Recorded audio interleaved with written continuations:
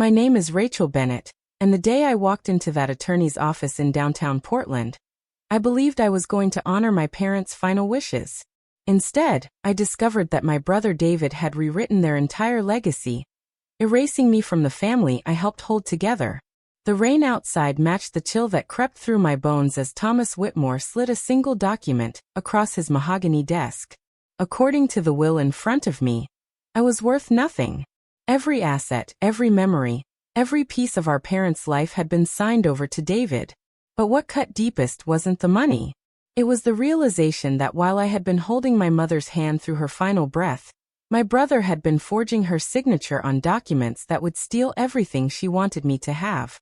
Before we jump back in, tell us where you're tuning in from.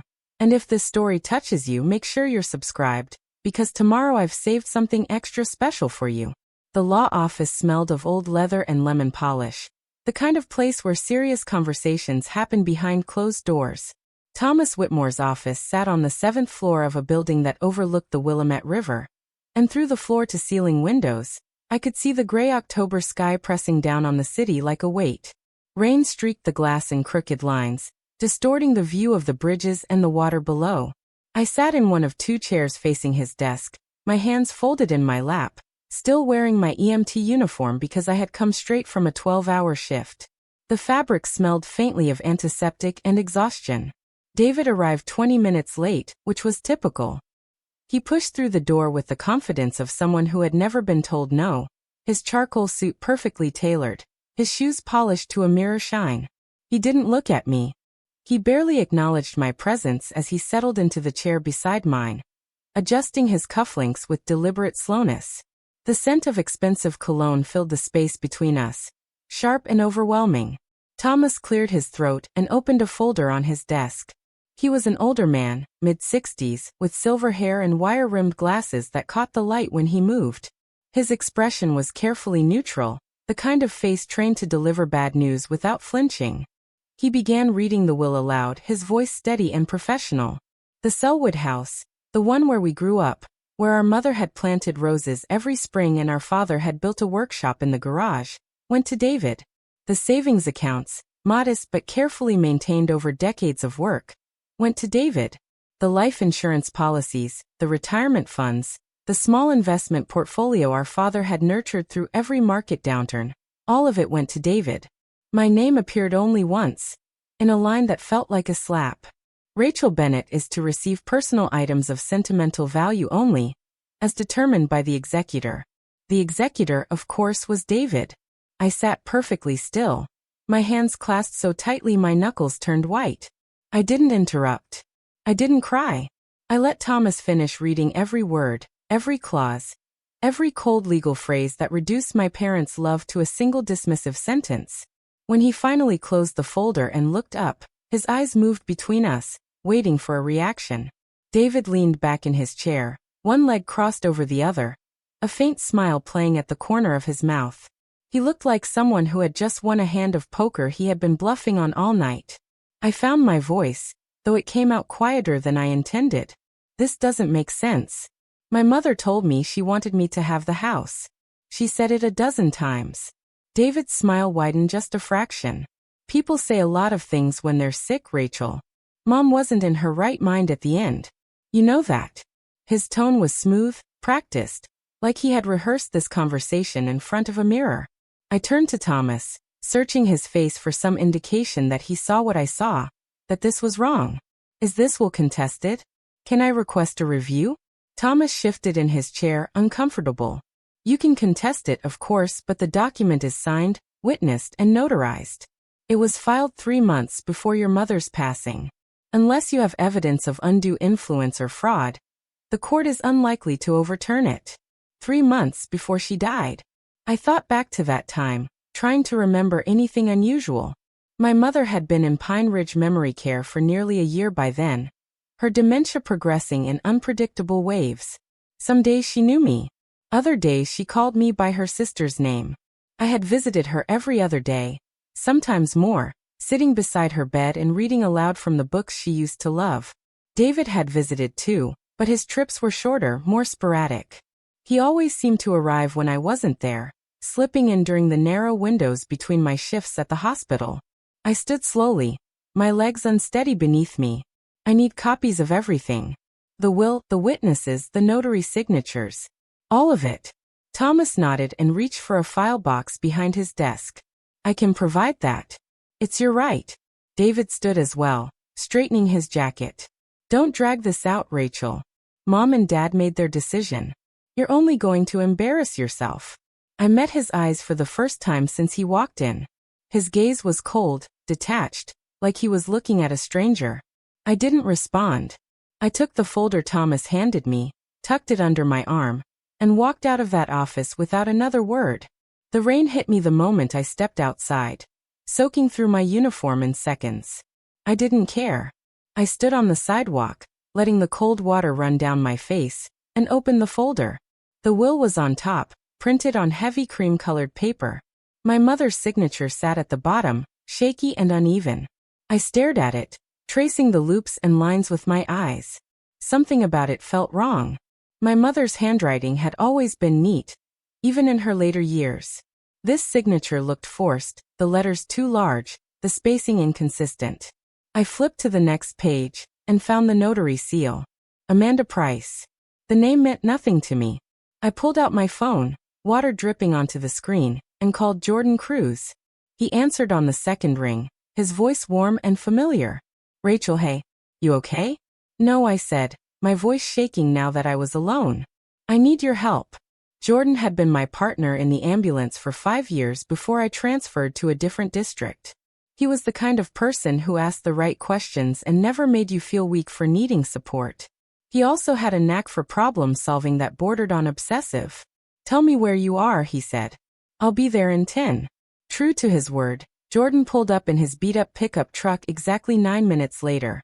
I climbed into the passenger seat, dripping rainwater onto his floor mats.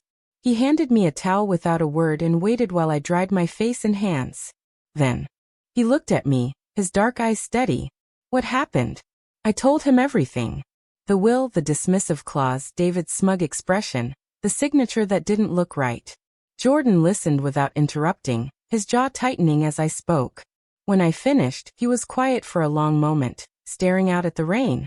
Then he said, we need to see the original documents. Not copies. Originals. I nodded, already thinking the same thing. And I need to talk to someone who knew my parents when they were still lucid. Someone who can tell me if this will reflect what they actually wanted. Jordan started the engine, the heater blowing lukewarm air into the cab. I know a guy, he said. Document examiner. Works with the police sometimes. If there's something off about that signature, he'll find it. I leaned back against the seat, exhaustion settling into my bones. The rain drummed against the roof of the truck, a relentless rhythm that felt almost comforting. For the first time since walking out of that law office, I felt something other than shock. I felt the faint stirring of resolve. David thought he had won.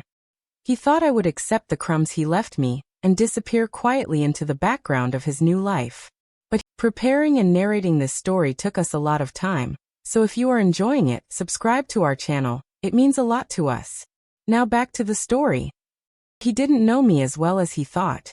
I had spent years walking into burning buildings, pulling people out of wrecked cars, performing CPR on strangers while their families sobbed beside me. I knew how to stay calm under pressure. I knew how to think clearly when everything around me was chaos. And I knew how to fight for what mattered. This wasn't over. Not by a long shot. The Selwood house looked smaller than I remembered, though nothing about its structure had changed.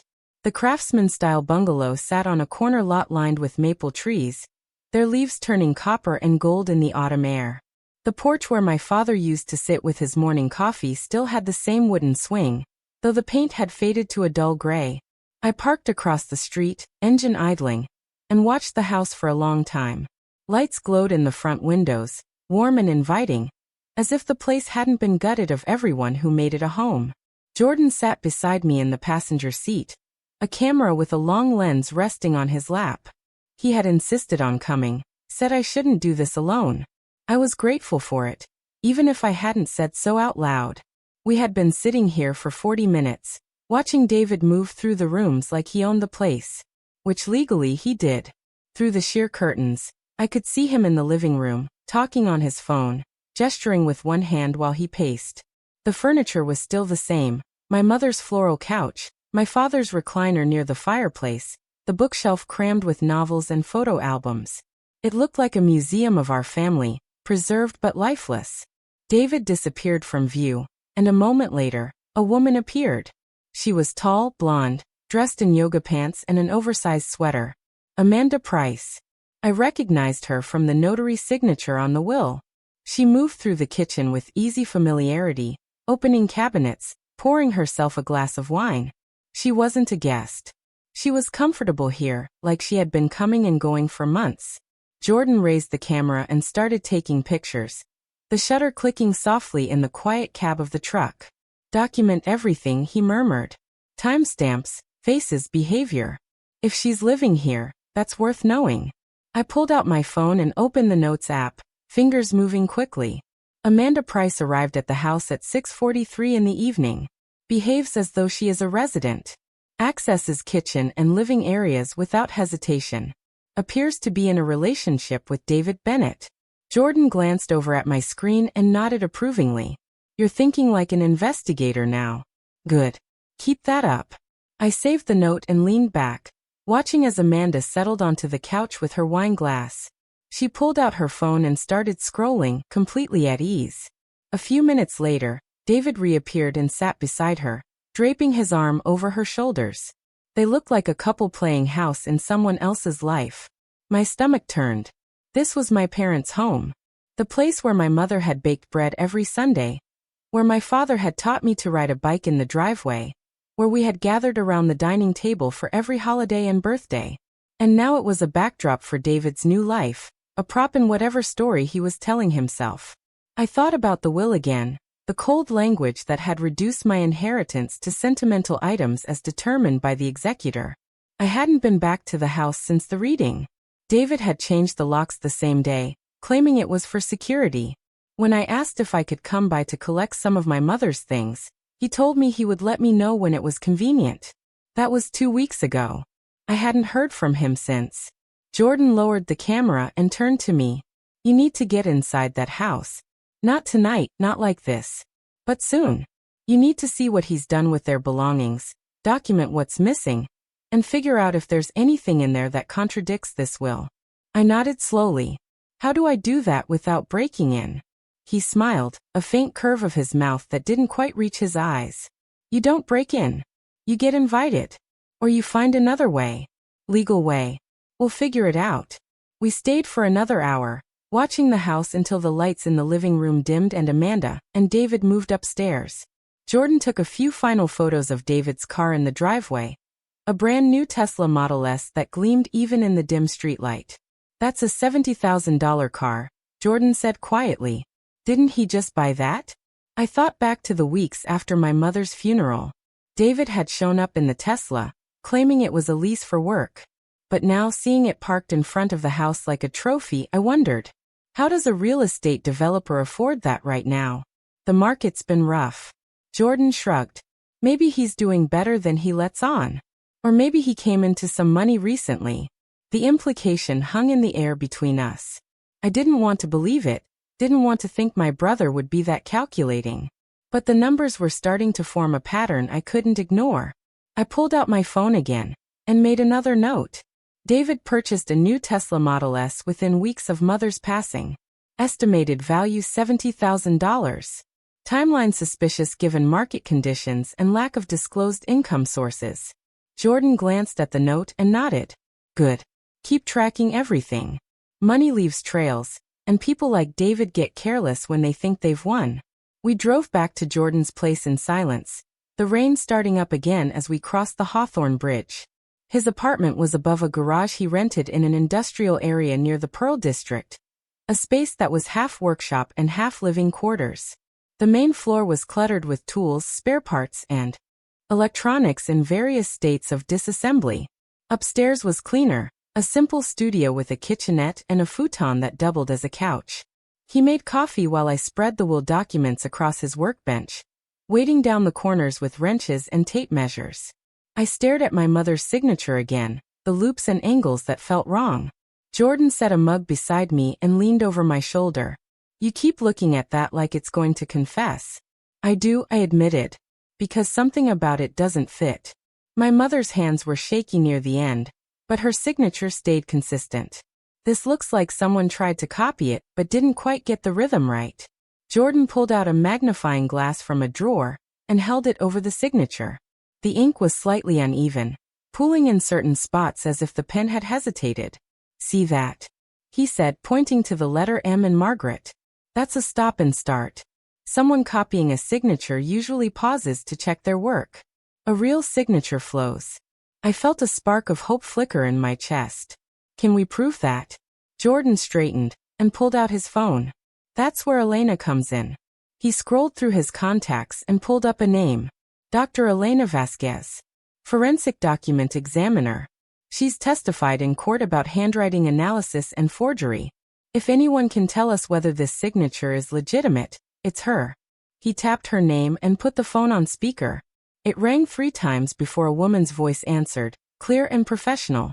Jordan, it's been a while. What do you need? Jordan gave her a quick summary, explaining the will, the suspicious signature, and the timeline. Elena listened without interrupting, and when he finished, she was quiet for a moment. Bring me the original document if you can, she said finally. I'll need to examine the paper, the ink, the pressure points. If it's a forgery, I'll find it. But you need to understand, this kind of analysis takes time. And if you're planning to use it in court, I'll need to document everything properly.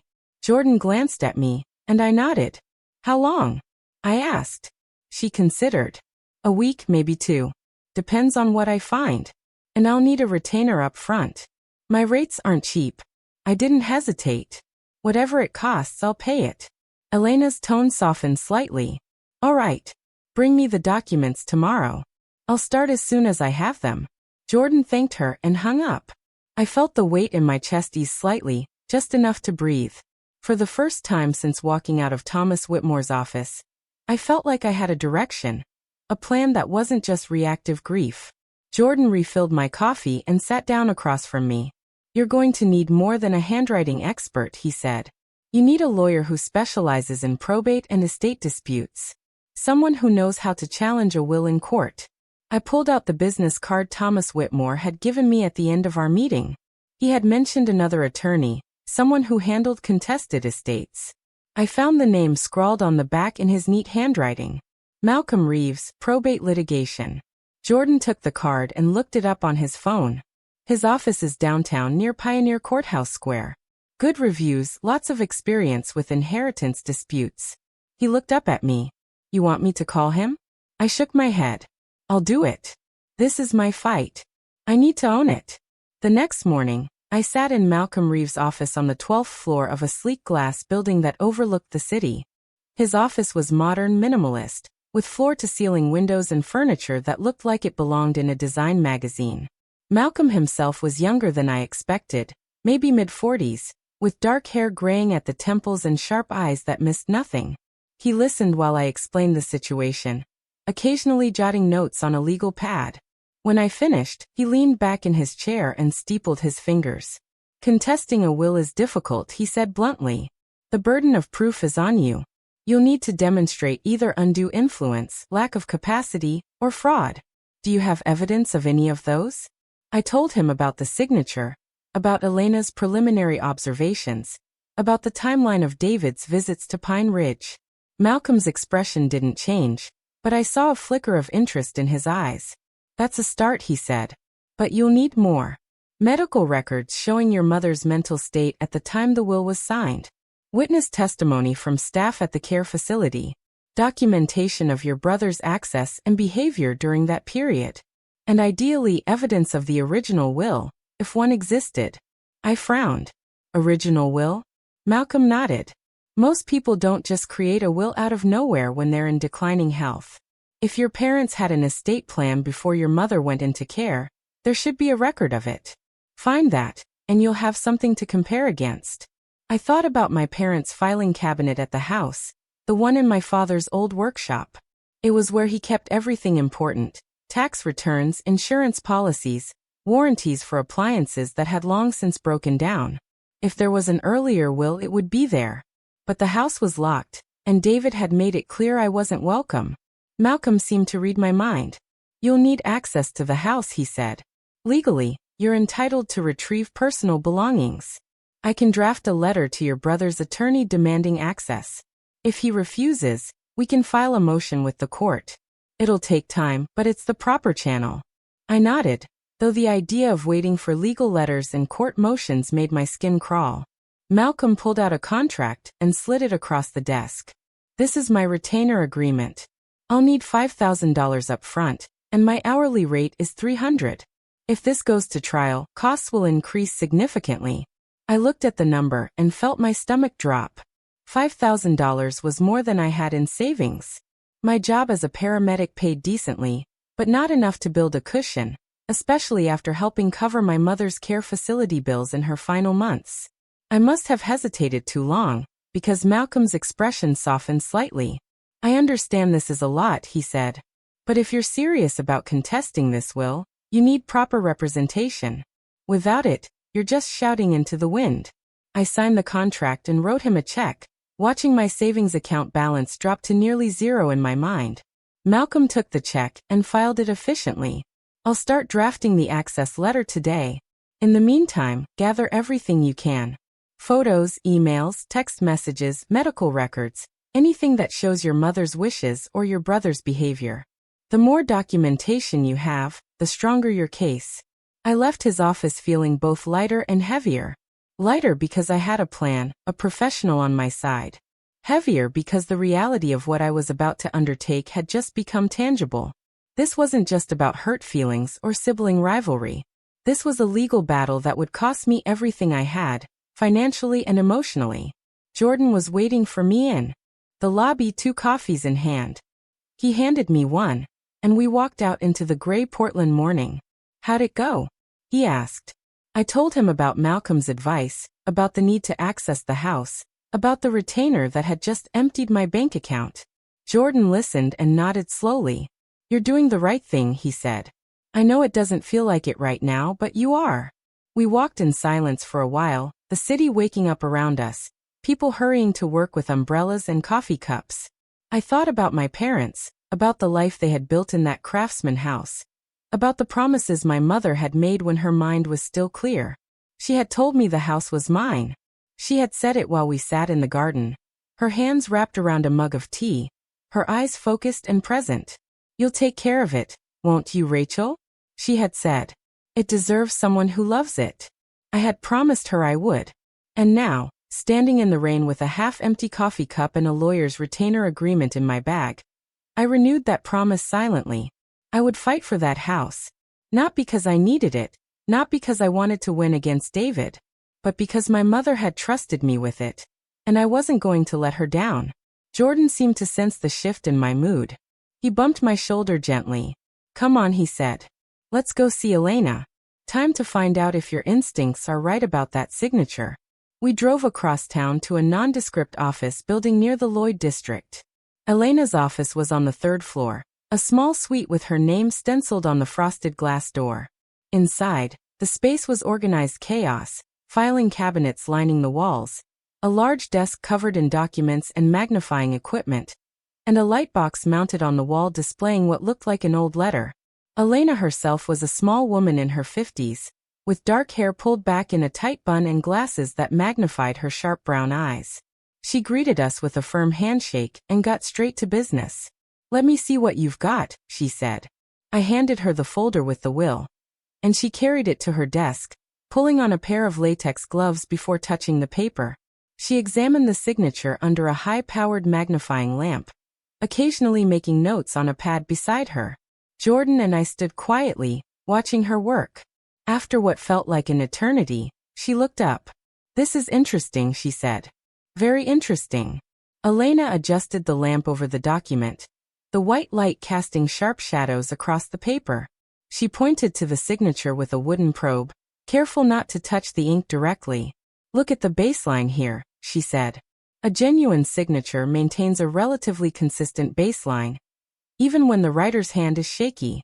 This signature dips and rises erratically, not in the pattern you'd see from tremor or weakness, but from someone lifting and repositioning the pen multiple times. That's a telltale sign of tracing or copying. I leaned closer, squinting at the letters. My mother's name seemed to waver on the page, the M starting strong but faltering halfway through. Can you prove it in court? I asked, my voice barely above a whisper. Elena removed her glasses and met my eyes. I can testify to my findings, yes. But I'll need comparison samples. Do you have any documents with your mother's genuine signature from around the same time period? Letters, checks, medical forms, anything dated within 6 months of this will. I thought hard, mentally cataloging everything I had taken from the house before David changed the locks. There wasn't much. A few photo albums, my mother's favorite cardigan, a jewelry box with her wedding ring. Then I remembered the birthday card. My mother had given it to me 8 months before she passed, back when she was still having good days. It was for my 32nd birthday, and she had written a message inside in her own hand. I still have a birthday card she wrote to me, I said. It's dated about 5 months before the will was supposedly signed. Would that work? Elena's expression brightened. That's perfect. The closer the dates, the better. Bring it to me, along with any other samples you can find. I'll need at least 3 comparison documents to make a solid case, but even one is a start. I'll analyze the letter formation, the pressure patterns, the pen lifts. If this signature is forged, I'll be able to demonstrate it conclusively. Jordan pulled out his phone and started recording notes. What else do we need? Medical records showing her cognitive state? Elena nodded. Absolutely. If you can obtain records from Pine Ridge showing her mental capacity at the time of signing, that will support the forgery claim. Dementia patients often have moments of clarity, but if the medical notes indicate she was significantly impaired during the period this will was executed, it raises serious questions about whether she could have understood what she was signing. I made a mental note to contact Pine Ridge as soon as possible. The facility had been my second home for nearly a year, and I knew several of the nurses by name. If anyone would help me access those records, it would be them. Elena carefully placed the will back into a protective sleeve and handed it to me. Guard this with your life, she said. It's your most important piece of evidence right now. I'm going to write up my preliminary findings and send them to your attorney. In the meantime, get me those comparison samples as quickly as you can. We thanked her and left, stepping back out into the gray afternoon. The rain had lightened to a drizzle, the kind that hung in the air like mist. Jordan walked beside me in silence for a moment before speaking. You're building a case, Rachel. Piece by piece. I know it doesn't feel like enough yet, but you're doing this right. I wanted to believe him, but doubt not at the edges of my resolve. David had money, connections, and a confidence that came from never having been told he was wrong. I had a depleted bank account, a lawyer I'd just hired, and a growing folder of suspicions that weren't yet proof.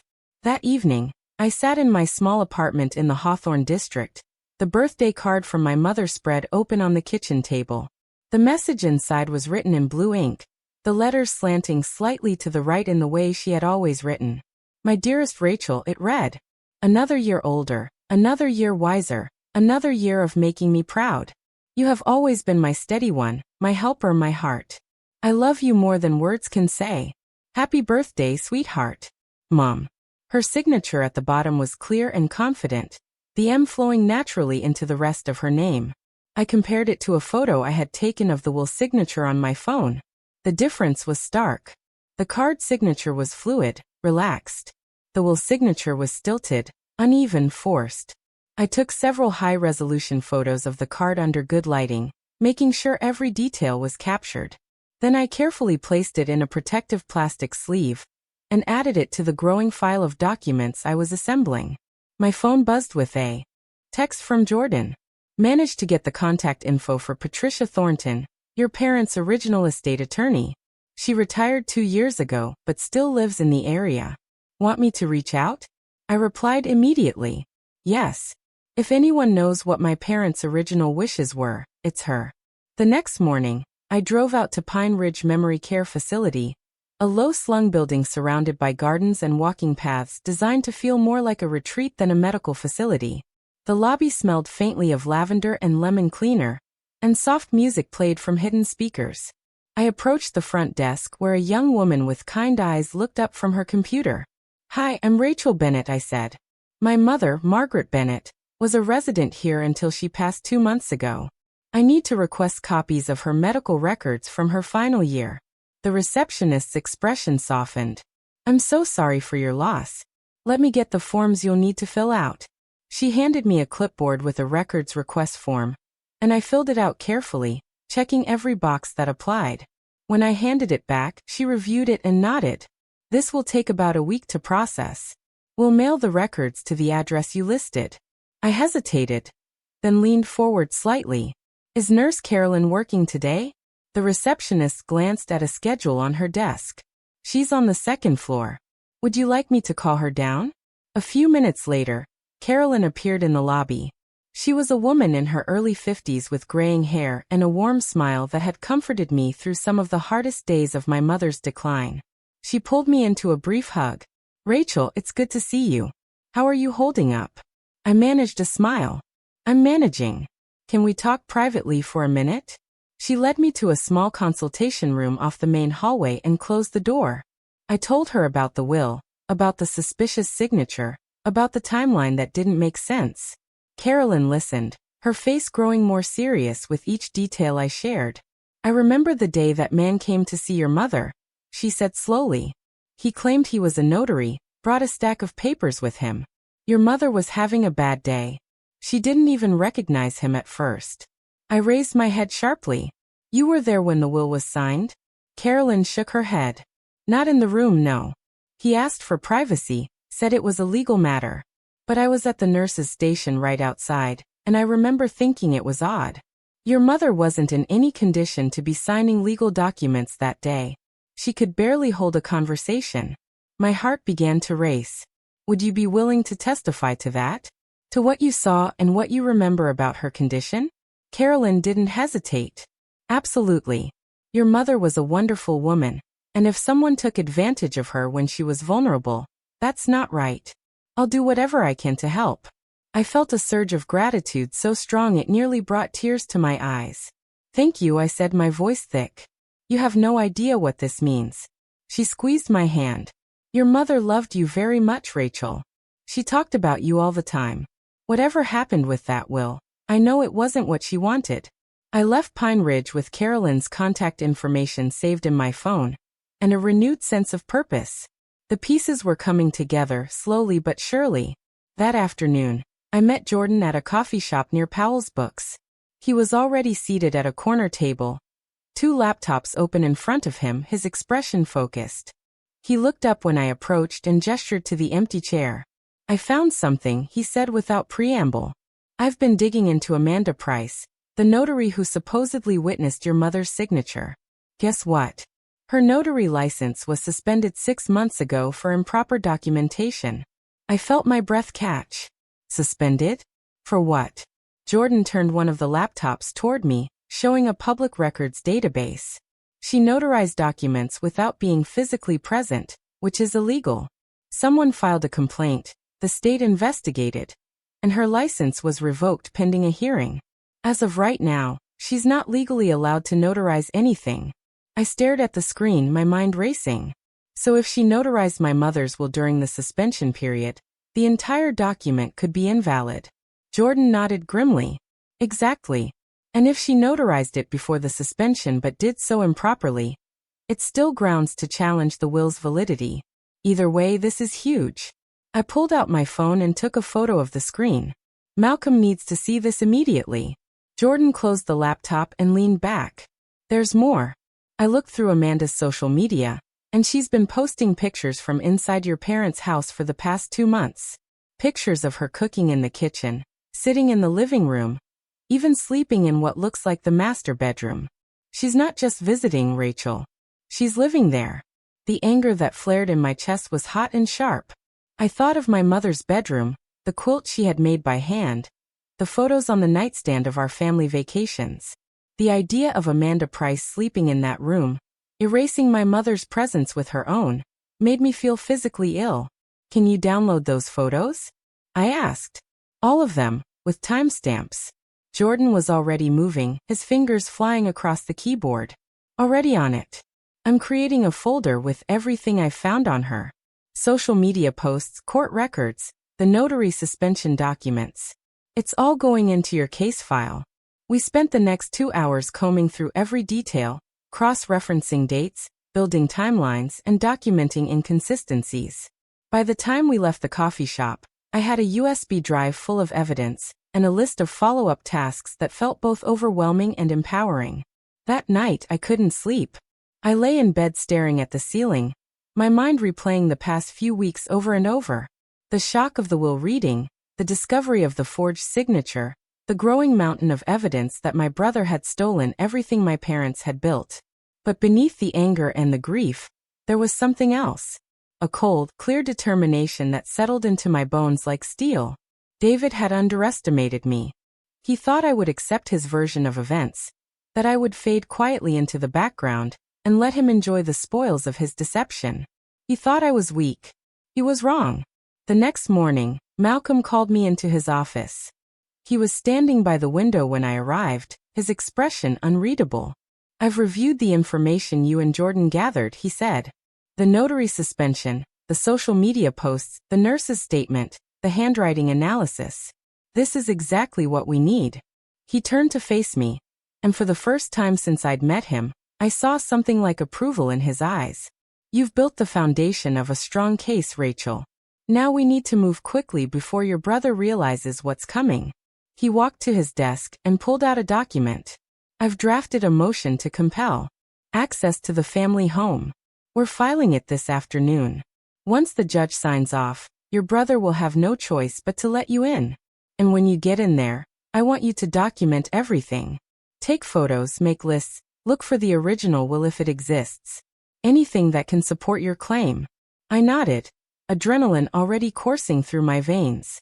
"What about the notary issue? Can we use that to invalidate the will immediately?" Malcolm shook his head. "It's not that simple. We'll need to prove that her suspension was in effect at the time she notarized the document, or that she committed fraud in the notarization process. That requires depositions, expert testimony, and a formal hearing. It's a strong argument, but it's not a silver bullet. However, combined with the handwriting analysis and the medical records showing your mother's incapacity, we have a compelling case for undue influence and fraud." I took a deep breath, steadying myself. "How long until we go to court?" Malcolm sat down and opened a calendar on his desk. "If everything moves smoothly, we're looking at a preliminary hearing in about 6 weeks. That's where we'll present our evidence and argue for why the will should be set aside. If the judge agrees, we move to a full trial. If not, we appeal. Either way, this is going to be a long fight." I met his eyes. "I'm ready." He studied me for a moment, then nodded. "I believe you are. Just remember, your brother is going to fight back. He'll hire his own experts, his own attorneys.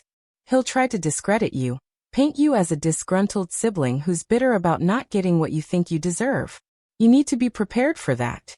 I thought about the night on the highway in the original story I had read, about Opaline standing in the rain while her sister drove away. I thought about the strength it took to stay calm, to plan instead of react, to turn humiliation into power. I wasn't Opaline, and my story wasn't hers. But I understood now what she had understood that night. This wasn't about revenge. It was about justice. It was about protecting the people who couldn't protect themselves, about honoring promises made to the dying, about refusing to let cruelty win. "I'm ready," I said again, and this time I meant it with every fiber of my being. Malcolm handed me a copy of the motion to compel access, and I left his office feeling like a soldier heading into battle. The war wasn't over. It was just beginning. But for the first time since that day in the law office, I felt like I had the weapons I needed to fight. And I wasn't fighting alone. Jordan was waiting for me outside the building, leaning against his truck with a coffee in each hand. He handed me one and raised his own in a mock toast. "To justice," he said. I clinked my cup against his. "To justice," I echoed. "And to my mother, who deserved better than this." We drove back across the city, the rain picking up again, the sky dark and heavy. But inside the truck, with the heater running and the evidence folder on my lap, I felt something I hadn't felt in weeks. Hope. Not the fragile, desperate kind that shatters at the first sign of resistance, but the solid, unshakable kind that comes from knowing you're on the right side of the truth.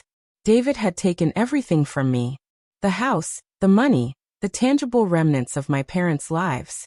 But he hadn't taken the one thing that mattered most. He hadn't taken my resolve. And that, I was beginning to realize, was the only weapon I truly needed. The motion to compel access was granted 3 days later. Malcolm called me with the news while I was restocking supplies in the ambulance between calls. The judge signed the order this morning, he said, his voice carrying a note of satisfaction. Your brother has 48 hours to provide you access to the family home, supervised or unsupervised, for the purpose of retrieving personal belongings and reviewing estate documents. If he refuses, he'll be in contempt of court. I felt my chest tighten with a mixture of relief and apprehension. When can I go? Malcolm's tone became more serious. I'd suggest going as soon as possible, and I'd recommend bringing a witness. Jordan, perhaps, or someone else who can corroborate what you find. Take photos of everything. If you locate the original will or any other relevant documents, don't remove them. Photograph them in place, then take them with proper documentation. We need to maintain a clear chain of custody for anything that might be used as evidence. That evening, Jordan and I stood on the porch of the Selwood house, the court order folded in my jacket pocket.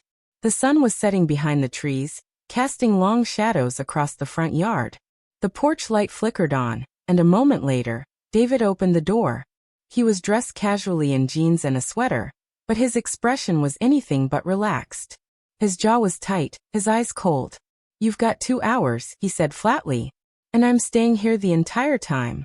I'm not letting you wander around unsupervised, planting evidence or making up stories. I held up my phone, the recording app already running. That's fine. Jordan and I just want to document what's here and retrieve some of my mother's personal items. David's eyes flicked to the phone, then to Jordan, who stood behind me with a camera bag slung over his shoulder. Whatever, David muttered, stepping aside. Just stay out of the master bedroom. That's my space now. The words hit me like a slap, but I kept my face neutral. I stepped inside, and the familiar smell of the house washed over me. Lavender and old wood, the scent of home. But it felt different now, violated somehow. As if the walls themselves knew they were being occupied by someone who didn't belong. Jordan followed me in, immediately beginning to take wide-angle shots of each room. I walked slowly through the living room, noting what had changed. My mother's collection of ceramic birds was gone from the mantel, replaced by a modern abstract sculpture that looked expensive and soulless. The family photos that had lined the hallway were missing. The walls now bare except for a few pieces of generic art. In the kitchen, Amanda's presence was everywhere. Her yoga mat leaned against the pantry door, her vitamins lined up on the counter, her coffee mug in the sink. I photographed it all, narrating quietly into my phone's recorder. Evidence of cohabitation. Amanda Price's personal belongings throughout the home. Removal of family photographs and heirlooms. David followed us from room to room. His arms crossed, his expression growing more agitated with each photo Jordan took. You're wasting your time, he said. The will is legal. You're just dragging this out because you can't accept that Mom and Dad didn't trust you with their estate. I didn't respond. Engaging with him would only derail what I came here to do. Instead, I walked down the hallway to my father's old workshop. The door was closed, and when I tried the handle, it was locked. I turned to David. I need access to the workshop. That's where Dad kept all the important documents. David shook his head. There's nothing in there but old tools and junk. You don't need to go in there. I pulled the court order from my pocket and held it up. The order says I have access to the entire house for the purpose of reviewing estate documents. If you refuse, you're in contempt. David's face flushed red, but after a tense moment, he pulled a key ring from his pocket and unlocked the door. The workshop smelled of sawdust and motor oil, exactly as I remembered. My father's tools still hung on the pegboard, organized with the precision of a man who believed everything had its place. In the corner sat his old filing cabinet, a battered metal beast that had probably been there since before I was born. I walked to the cabinet and pulled open the top drawer. It was stuffed with files, some neatly labeled, others crammed in haphazardly. I started pulling them out one by one, photographing the labels before opening them. Tax returns from 10 years ago. Warranty information for a refrigerator we no longer owned. Insurance policies that had lapsed. Then in the second drawer, tucked behind a folder of old utility bills, I found it. A legal document with the header Last Will and Testament of Robert and Margaret Bennett. The date on the document was 8 years old, long before my mother's decline. My hands trembled as I opened it. The language was clear and straightforward. Upon our deaths, the Selwood house and all its contents shall pass to our daughter, Rachel Marie Bennett. Our son, David Robert Bennett, shall receive the investment portfolio and savings accounts in equal value to the property. This division reflects our desire to ensure both children are cared for according to their needs and contributions to this family. My mother's signature was at the bottom, clear and confident, utterly unlike the shaky forgery on the newer will. Beside it was my father's signature, equally strong. I looked up at Jordan, who had moved closer to see what I'd found. He met my eyes and gave a slight nod. "That's it," he said quietly. "That's the proof you needed." I carefully photographed every page of the document, making sure the date, the signatures, and every clause were clearly visible. Then I placed it in a protective folder and added it to my bag. David had been standing in the doorway, but now he stepped forward, his face pale. "What is that?" His voice had lost its earlier confidence, replaced by something that sounded almost like panic. "This is our parents' original will," I said evenly. "The one they created when they were both healthy and of sound mind. The one that leaves the house to me." David's mouth opened and closed, but no words came out. I could see his mind racing, trying to calculate his next move. Finally, he found his voice. "That will is outdated. They changed their minds. The new will supersedes it." I met his gaze steadily. "Then you won't mind explaining to a judge why Mom's signature on the new will looks nothing like her signature on this one? Or why the notary who supposedly witnessed it had her license suspended for fraud? Or why Mom was barely coherent the day she allegedly signed away her home?" The color drained from David's face. "You don't know what you're talking about," he said, but his voice lacked conviction. I continued searching through the filing cabinet, pulling out more documents. Bank statements showing modest but stable accounts. A folder labeled house deed with the original deed to the property, showing my parents as joint owners. And then, tucked in the very back of the bottom drawer, I found a handwritten letter. It was addressed to me, in my mother's handwriting, dated just 6 months before she went into Pine Ridge. "My dearest Rachel," it began. "If you're reading this, I'm probably gone or close to it. I want you to know how proud I am of the woman you've become. You've always been the steady one, the one who puts others first, the one who shows up when things get hard. Your brother has his strengths, but responsibility isn't one of them. That's why your father and I decided the house should go to you. We know you'll take care of it, honor it, keep it in the family the way it deserves. Don't let anyone tell you otherwise. This house is yours, and it always has been in our hearts. I love you more than words can say, Mom." I read the letter twice, tears blurring my vision. Jordan placed a hand on my shoulder, steady and grounding. I photographed the letter, then placed it carefully with the original will. When I turned back to David, his expression had shifted from panic to something uglier. Anger, resentment, and beneath it all, fear. "You always were her favorite," he spat. "Nothing I did was ever good enough. She always ran to you, always trusted you more. This is just more of the same."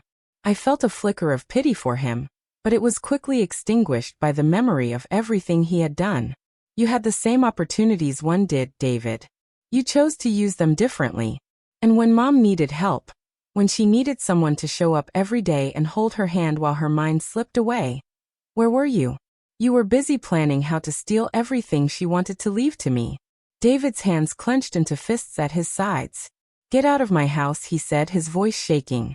I turned and walked past him, Jordan following close behind. "It's not your house," I said quietly as I passed. "It never was." We left the workshop and continued documenting the rest of the house. In the dining room, I found my grandmother's china cabinet, but the china itself was missing. The cabinet that had held my mother's jewelry was in her bedroom, but David had claimed he couldn't let me in there. I noted it all, photographing the empty spaces, the missing heirlooms, the systematic erasure of my family's history.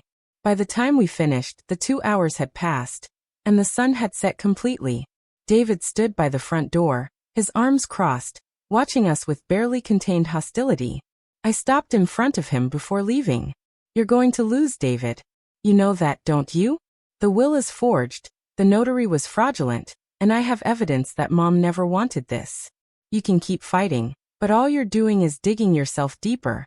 David's jaw worked, but he said nothing. I walked out into the night, Jordan beside me, the folder of documents clutched tightly in my hands. We drove in silence for several blocks before Jordan finally spoke. "That was the original will, wasn't it? The real one?" I nodded. "And the letter from Mom? It's everything Malcolm said we needed.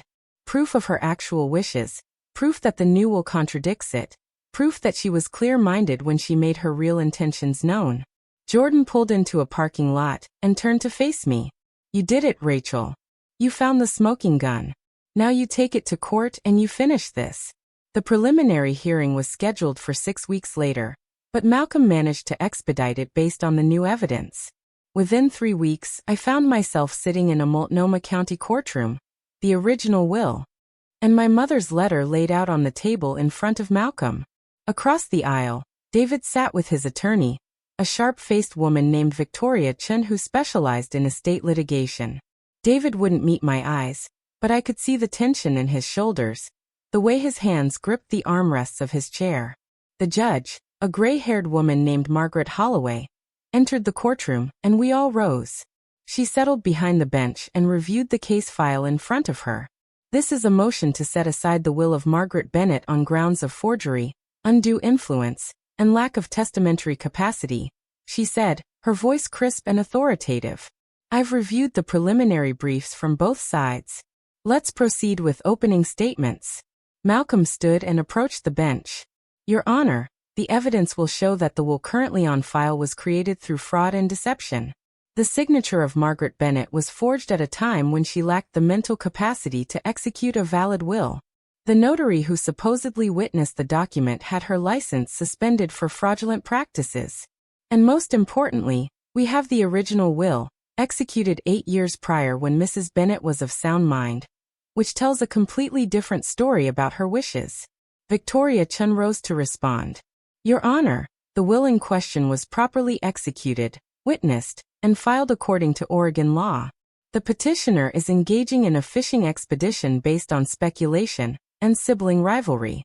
Mrs. Bennett had every right to change her will, and the fact that the petitioner disagrees with that decision doesn't make it invalid." Judge Holloway listened to both arguments, then turned to Malcolm. "I'd like to see this original will you mentioned." Malcolm handed the document to the bailiff, who passed it to the judge.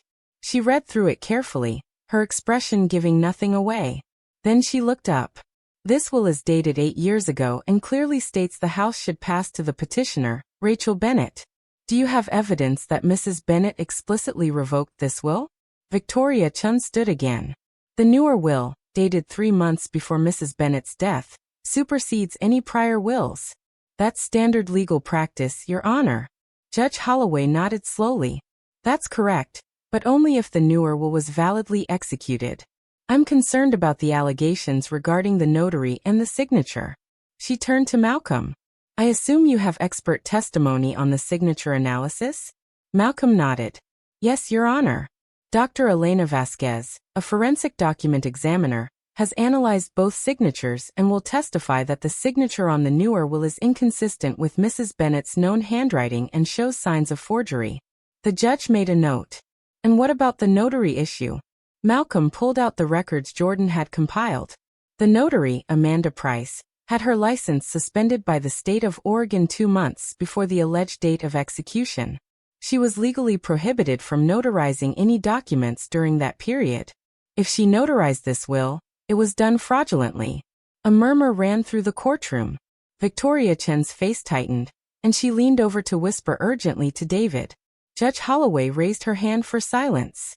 "These are serious allegations. I'm going to allow a full evidentiary hearing on this matter. We'll reconvene in 2 weeks, and I want both sides prepared to present witnesses and documentation.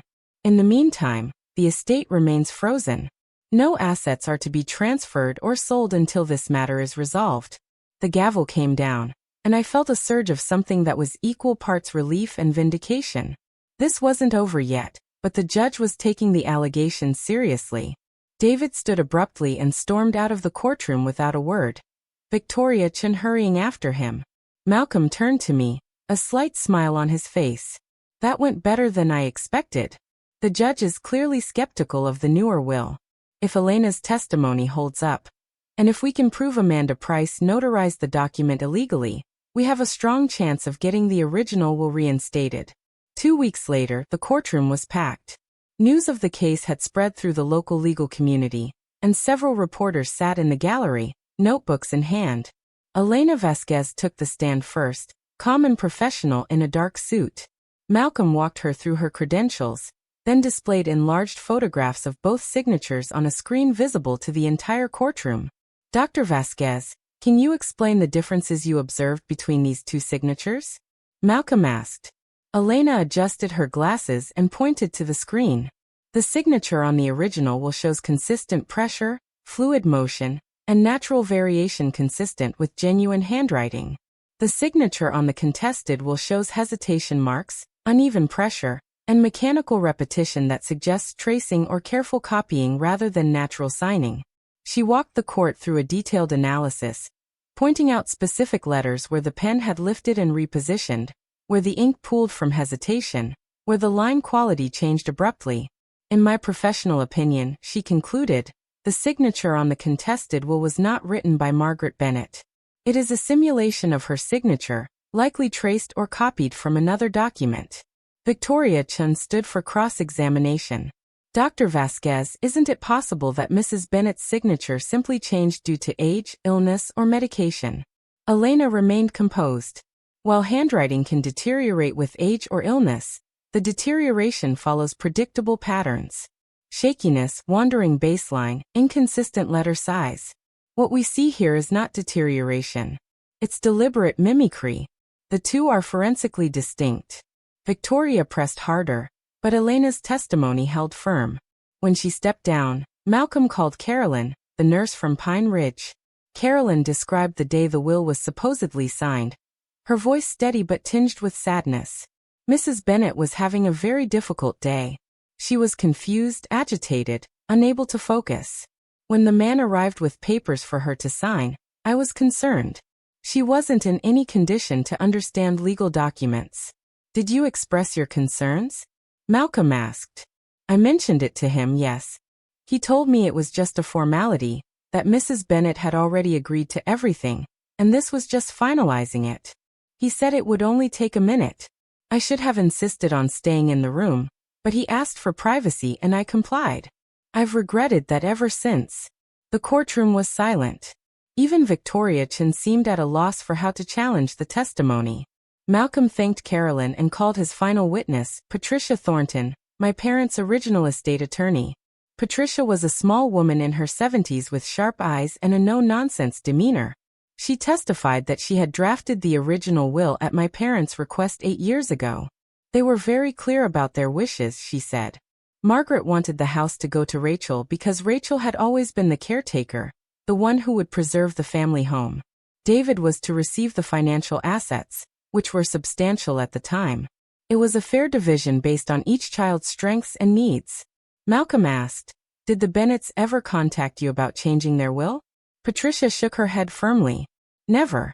I remained their attorney of record until I retired, and they never once indicated they wanted to make changes.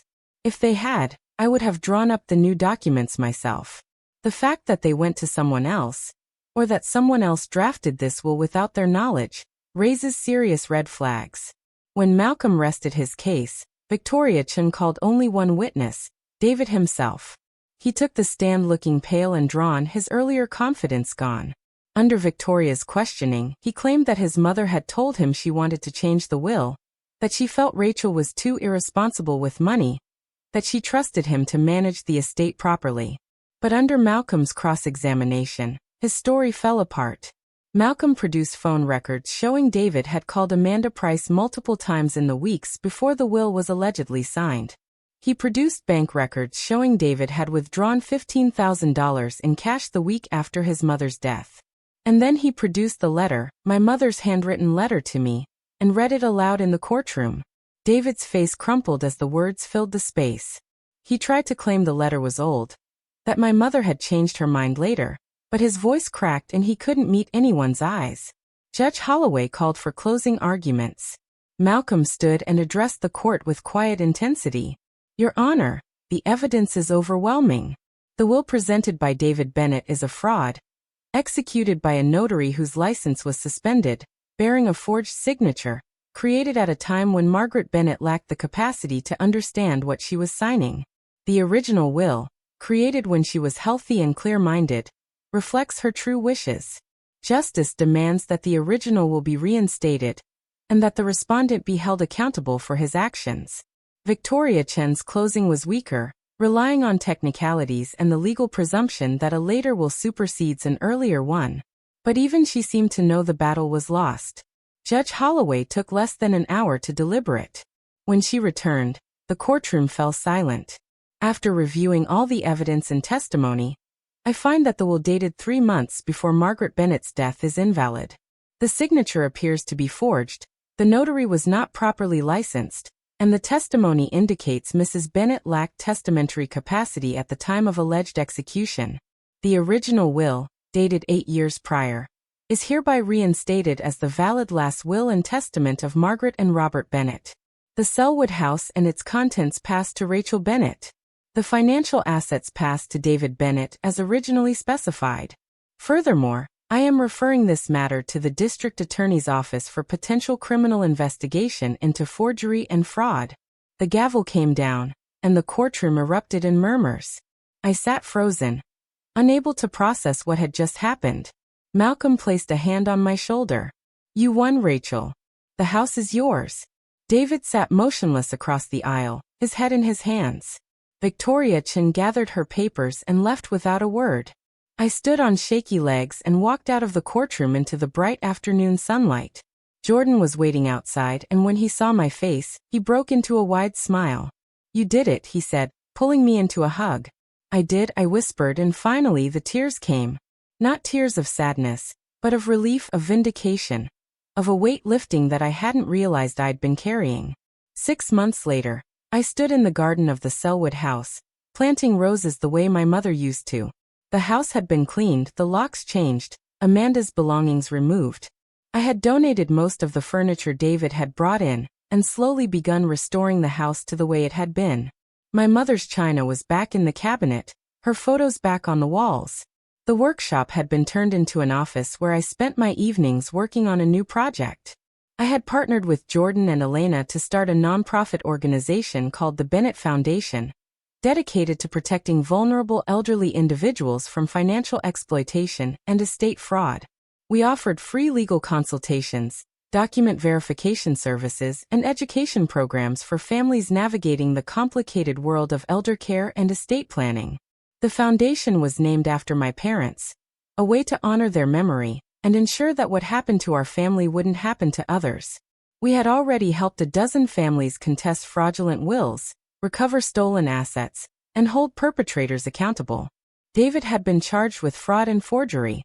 He pled guilty to avoid trial and was sentenced to 3 years in prison and ordered to pay restitution. Amanda Price faced separate charges for notary fraud.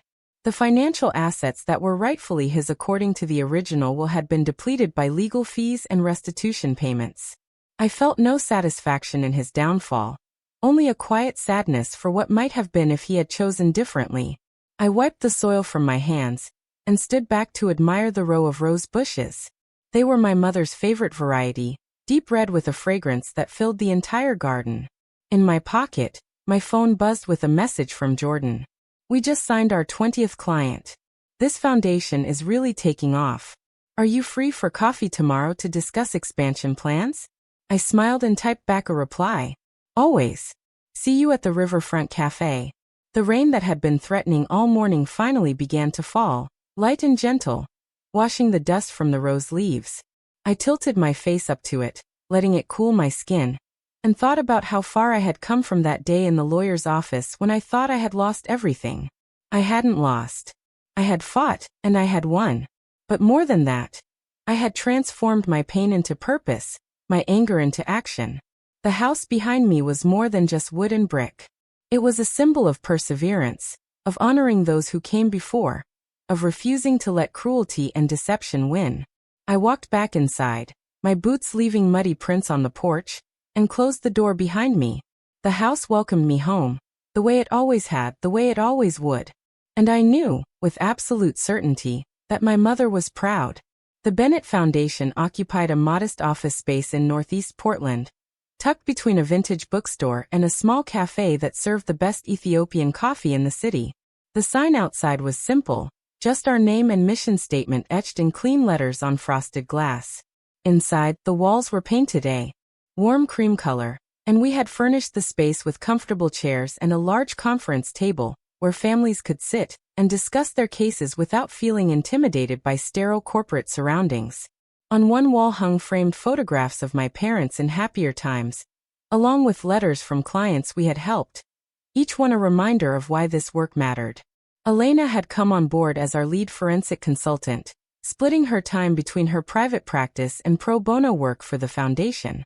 Jordan handled operations and outreach, using his natural warmth and organizational skills to connect with families who needed help but didn't know where to turn.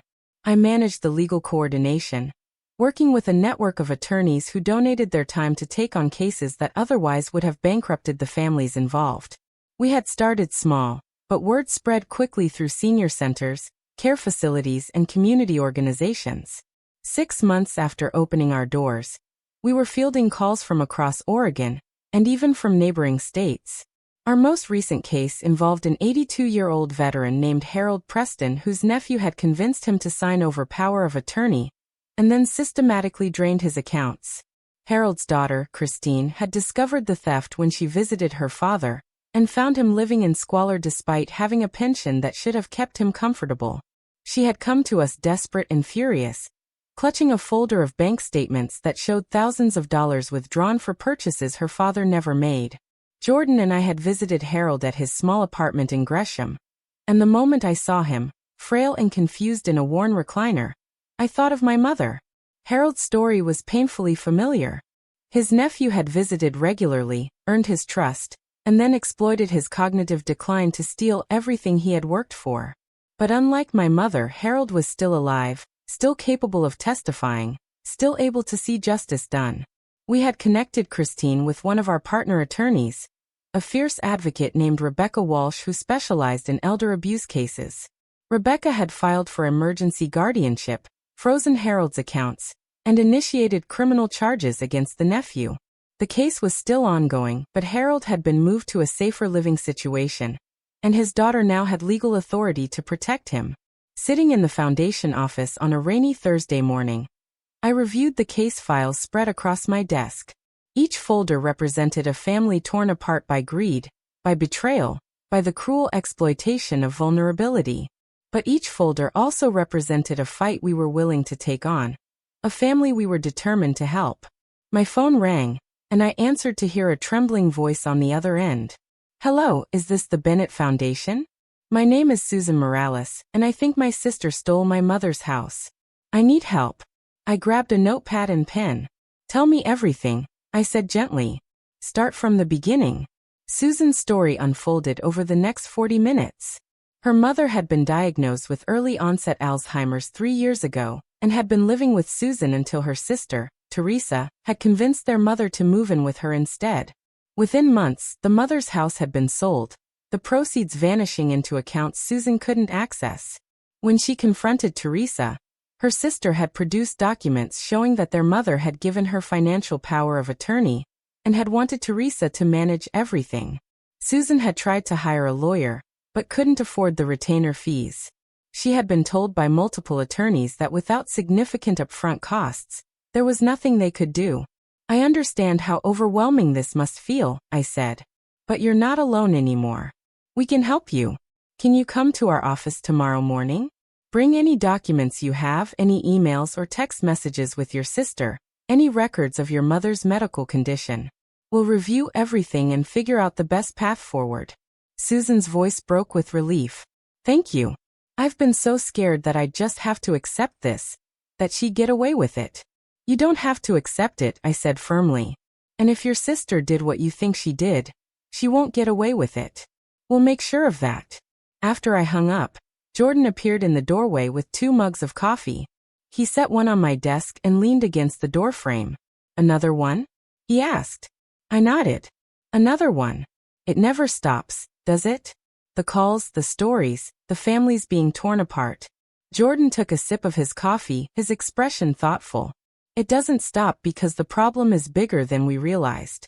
Elder financial abuse is an epidemic, and most of it goes unreported because families either don't know how to fight back or can't afford to. What we're doing here, it's just the beginning. We need to scale this up, get more resources, train more people. I knew he was right. The need was overwhelming, and our small operation could only handle so many cases at once. But scaling up required funding, and funding required visibility. I had been avoiding the media attention that had followed my own case, declining interview requests and keeping my head down. The last thing I wanted was to become the face of some sensationalized story about sibling rivalry and stolen inheritances. But Jordan had been gently pushing me to reconsider. Your story is powerful, Rachel, he had said more than once. If you shared it publicly, it could inspire other people to come forward, to fight back, to know they're not alone. And it could attract donors who want to support this work. I had resisted, but now looking at the stack of case files on my desk and thinking about Susan Morales's trembling voice, I wondered if he was right. That evening, I sat in the house that had nearly been stolen from me and drafted an essay. I wrote about my parents, about the night I learned I had been written out of their will, about the investigation that uncovered the fraud. I wrote about the original will hidden in my father's workshop, about my mother's letter, about the moment the judge ruled in my favor. But mostly, I wrote about what came after. The foundation, the families we were helping, the realization that my personal fight had become something bigger than myself. I published the essay on a blog platform that weekend, not expecting much response. By Monday morning, it had been shared thousands of times. My inbox was flooded with messages from people who had experienced similar situations, from journalists asking for interviews, from attorneys offering to volunteer their services, and from donors wanting to contribute to the foundation. The response was overwhelming and humbling. Jordan burst into the office that afternoon with his laptop, his face lit up with excitement. Rachel, you need to see this. A local news station wants to do a feature on the foundation. And we just got a $20,000 donation from someone who read your essay and wants to help us expand. I stared at the screen, hardly believing what I was seeing. $20,000. That was enough to hire a part-time case manager, to upgrade our database system, to take on twice as many clients. I looked up at Jordan. This is really happening, isn't it? He grinned.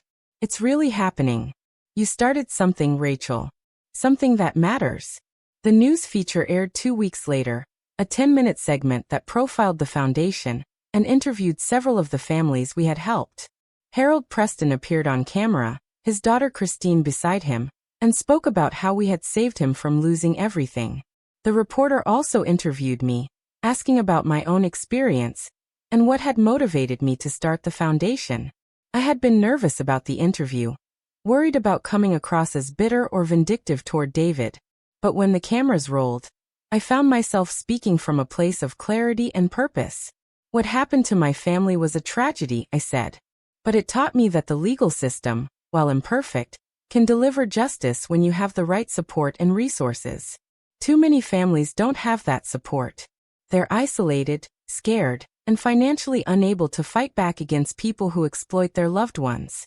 Our foundation exists to level that playing field, to give families the tools and expertise they need to protect the people they love. The segment ended with information about how to contact the foundation and how to donate. Within days, we had received enough contributions to lease a larger office space and hire 2 full-time staff members. Elena agreed to come on board permanently as our forensic director, and we brought on a retired probate judge named Gerald Hartman to serve as a legal advisor. The growth was exhilarating and exhausting, but it felt right. Every new case we took on, every family we helped, felt like another piece of healing for the wound that David's betrayal had left. One afternoon, about a year after the foundation had opened, I received an unexpected visitor. I was in the office reviewing a case file when our receptionist buzzed me. "Rachel, there's someone here to see you. He says his name is David Bennett." My heart stuttered in my chest. I hadn't seen or spoken to David since the day he was sentenced. He had been released early for good behavior after serving 18 months. And I had deliberately avoided any information about what he was doing or where he was living. Part of me had hoped I would never have to see him again. But another part of me, a part one didn't like to acknowledge, had wondered if this moment would come. I took a deep breath and told the receptionist to send him in. David appeared in the doorway a moment later, and I barely recognized him. He had lost weight, his face gaunt and lined in a way that made him look older than his 40 years. He was dressed simply in jeans and a plain jacket, nothing like the expensive suits he used to wear. His eyes, when they met mine, were hollow. "Rachel," he said quietly. "Thank you for seeing me." I didn't stand or offer him a seat. I just waited, my hands folded on the desk in front of me. He shifted uncomfortably. "I know I don't have any right to be here. I know what I did was unforgivable. But I needed to tell you in person that I'm sorry. For everything." The words hung in the air between us. I studied his face, looking for signs of manipulation or insincerity, but all I saw was exhaustion and something that might have been genuine remorse. "Why now?" I asked. "Why come here after all this time?" David exhaled slowly. "Because I've spent the last year and a half thinking about what I did. About Mom and Dad. About you. About how I destroyed everything for money I didn't even get to keep. I told myself I deserved it, that I had earned it somehow, but that was a lie. I was jealous of you, Rachel. I always have been. Mom and Dad trusted you in a way they never trusted me. And instead of trying to earn that trust, I tried to take what you had. It was pathetic and cruel, and I'm sorry." I didn't respond immediately. Part of me wanted to lash out. To tell him that his apology meant nothing, that he had stolen more than money or property. He had stolen the chance to grieve our parents without the shadow of betrayal hanging over everything. But another part of me, the part that had spent the last year helping families heal from similar wounds, understood that holding on to anger would only poison me further. "I'm glad you're sorry," I said finally. "But an apology doesn't undo what you did. It doesn't give me back the time I spent fighting to prove Mom's wishes. It doesn't give Harold Preston back his savings or Christine Morales back her trust in her sister." David's face crumpled slightly. "I know. I just needed you to know that I see it now. What I did, what it cost." He hesitated, then reached into his jacket pocket and pulled out an envelope. "I don't have much, but I wanted to give this to your foundation. It's not enough, it'll never be enough, but maybe it can help someone." He placed the envelope on my desk. I looked at it but didn't touch it. Inside, I could see the corner of a check. "How much?" I asked. $5,000, he said. "It's most of what I've managed to save working construction since I got out. I know it doesn't make up for anything, but I wanted it to go toward something that matters." I picked up the envelope and opened it. The check was real, made out to the Bennett Foundation in David's handwriting. I looked up at him. "Why the foundation? Why not just try to pay me back directly?" "Because this isn't about paying you back," he said. "I can never do that. But maybe if the money helps someone else avoid what we went through, it's worth something. Maybe it's a start toward being a better person than I was." I set the check down and leaned back in my chair. "What do you want from me, David? Forgiveness? Absolution?" He shook his head slowly. "I don't expect forgiveness. I just wanted you to know that I'm trying to do better. That I understand what I took from you, from our family, from Mom's memory. And that I'm sorry." I looked at him for a long moment. This man who had once been my brother, who I had built forts with as a child, who had taught me to ride a bike, who had somehow become a stranger capable of cruelty I never imagined. "I don't forgive you," I said quietly. "Not yet. Maybe not ever. But I accept your apology, and I'll accept this donation. Not for your sake, but for the families it will help." David nodded, and I saw his shoulders sag with something like relief. "That's more than I deserve. Thank you." He turned to leave, then paused at the door. "For what it's worth, Mom would be proud of what you're doing here. I know that doesn't mean much coming from me, but it's true." After he left, I sat alone in the office for a long time, staring at the check on my desk. Jordan found me there an hour later, the light outside fading to dusk. He saw the check and raised an eyebrow. "David?" I nodded. He came to apologize and to donate. Jordan sat down across from me. "How do you feel?" I thought about it, trying to untangle the knot of emotions in my chest. "I don't know," I admitted. Angry, sad, exhausted. But also maybe a little lighter. Like I can finally close that chapter. Jordan smiled gently. "That's healing, Rachel. It doesn't mean you have to forgive him or forget what he did. It just means you're not carrying it alone anymore."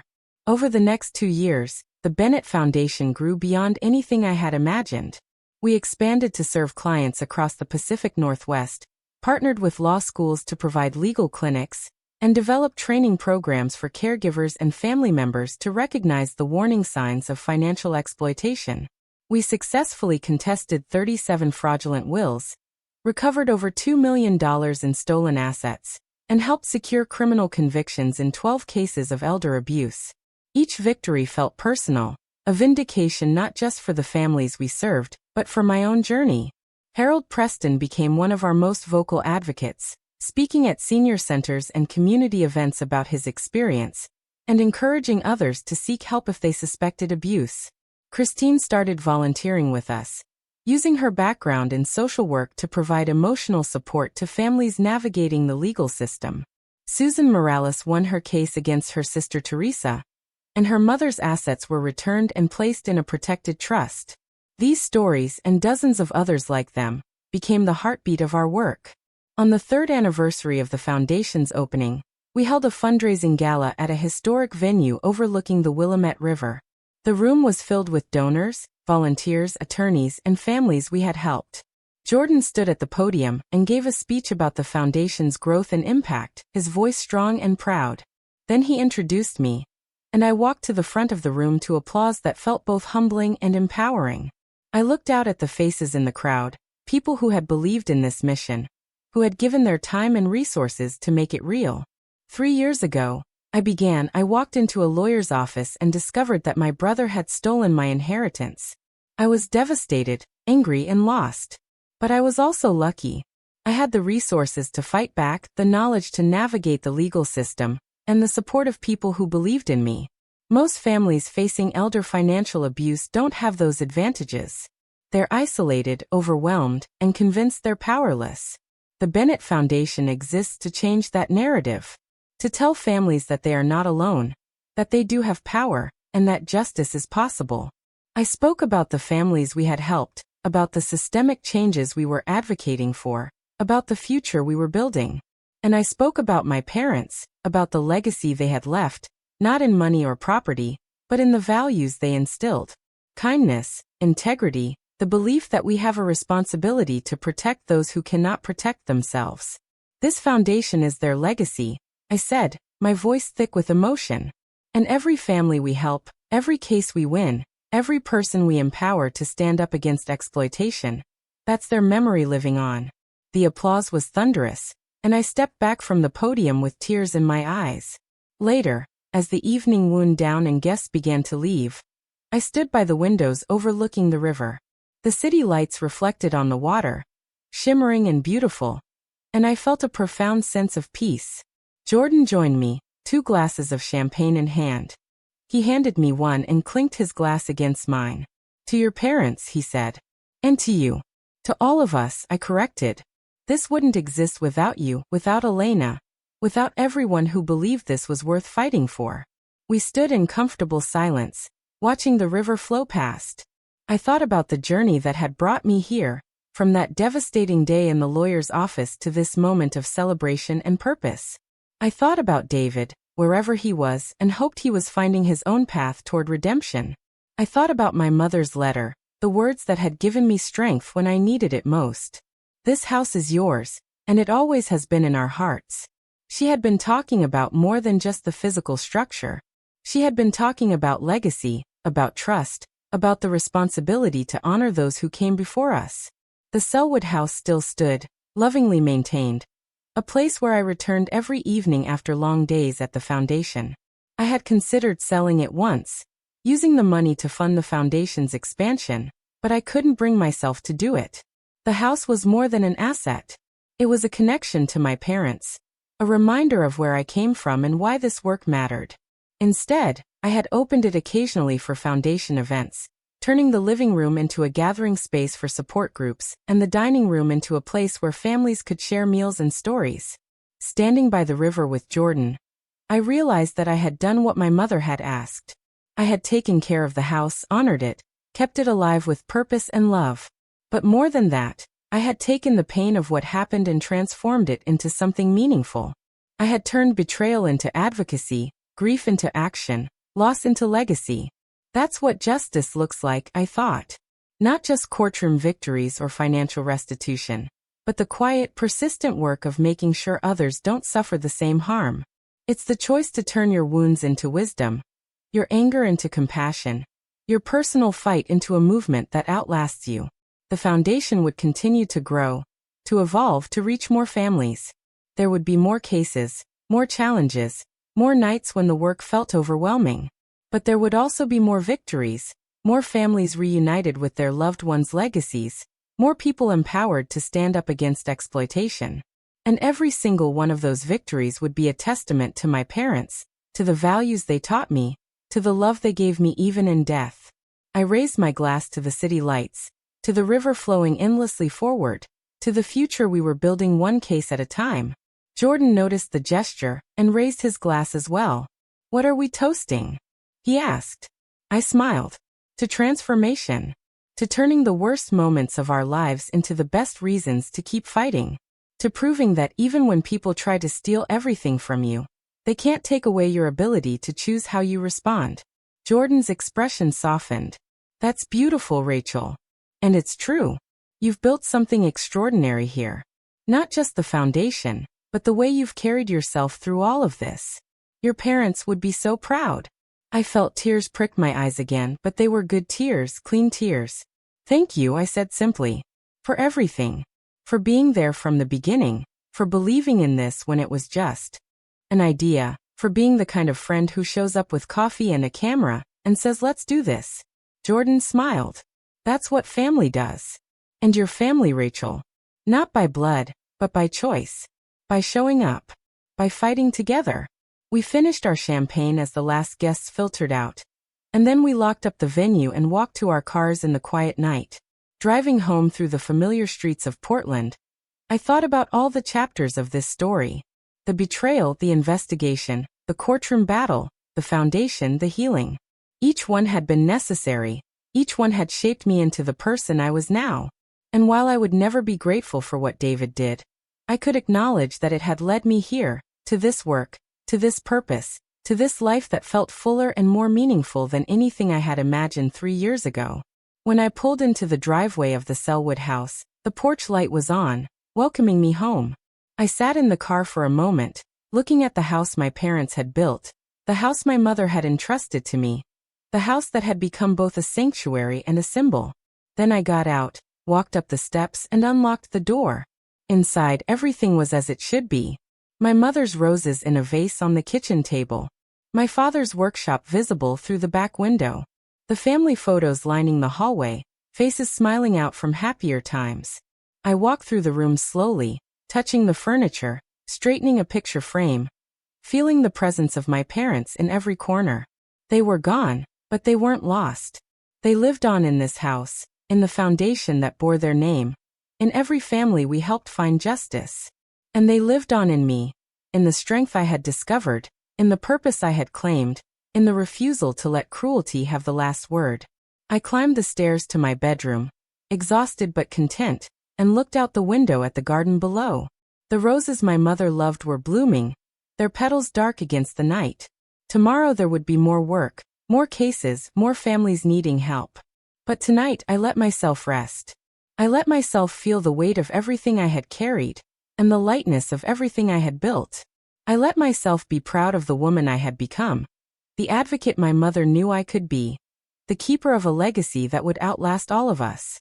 And as I drifted off to sleep, I thought one last time about that day in the lawyer's office, the day I thought I had lost everything. I had lost something that day, but I had also found something. I had found my voice, my strength, my purpose. I had found the courage to fight not just for myself, but for everyone who couldn't fight alone. That discovery, that transformation, was worth more than any inheritance. It was the true legacy my parents had left me, and it was the gift I would spend the rest of my life giving to others. Because in the end, justice isn't just about winning in court. It's about refusing to be broken by betrayal. It's about turning pain into purpose and loss into something that helps others heal. It's about honoring the people we love by becoming the kind of person they always believed we could be. And that, more than any house or money or legal victory, was what I had gained from this fight. That was what made it all worthwhile. The morning arrived with the kind of crystalline clarity that only comes after a long storm has finally passed. I woke in the bedroom that had once been my childhood sanctuary, now transformed into a space that reflected the woman I had become rather than the girl I had been. The walls were painted a soft sage green, and morning light filtered through linen curtains that moved gently in the breeze from the half-open window. Outside, I could hear the sounds of the neighborhood waking up, the distant rumble of traffic on the main road, the chirping of sparrows in the maple trees, the rhythmic sound of someone jogging past with their dog. I got up and made coffee in the kitchen, using my mother's old percolator that still worked perfectly despite being older than I was. The ritual of measuring the grounds, filling the water reservoir, and waiting for that first hiss and bubble had become a meditation of sorts, a way to center myself before the demands of the day took over. While the coffee brewed, I checked my phone and found several messages waiting. One was from Elena, asking if I had reviewed the forensic analysis she had sent over for the Williamson case. Another was from Jordan, reminding me about the staff meeting scheduled for later that morning. And there was one from an unknown number that simply read, "Thank you for giving me my mother back." I stared at that last message for a long time, feeling the familiar tightness in my chest that came whenever I was reminded of why this work mattered. Someone out there, someone whose name I might not even know, had been helped by the foundation. Their mother had been protected, their family had been made whole, and they had taken the time to reach out and let me know. These messages arrived regularly now, sometimes from clients we had worked with directly, sometimes from people who had read about us and found the courage to take action in their own situations. Each one felt like a small miracle, a confirmation that the path I had chosen was the right one. I poured my coffee and carried it out to the back porch, settling into the wooden chair my father had built decades ago.